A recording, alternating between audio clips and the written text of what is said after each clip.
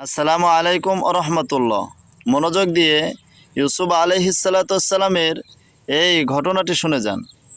যখন ইউসুফ আলাইহিসসালাম 32 বছর পরে তার পিতার সঙ্গে মিলিত হন, তিনারা এত কান্নাকাটি করেন, কান্নাকাটি করতে করতে তিনারা অজ্ঞান হয়ে যান, বাপ বেটা অজ্ঞান হয়ে যান। ইউসুফ আলাইহিসসালাম এবং তিনার পিতা আবার যখন জ্ঞান আসে, জ্ঞান আসার পরেও আবার কান্না শুরু করে, কান্না করতে করতে আবার অজ্ঞান হয়ে যান।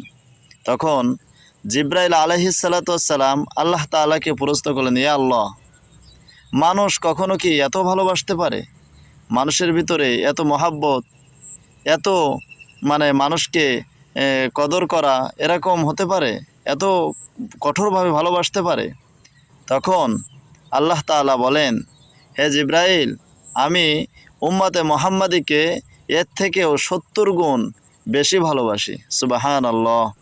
আমরা হচ্ছে উম্মতে মুহাম্মাদী, কিয়ামত পর্যন্ত মুহাম্মদ সাল্লাল্লাহু আলাইহি সাল্লামের যত উম্মত আছেন তিনারা হচ্ছে উম্মতে মুহাম্মাদী।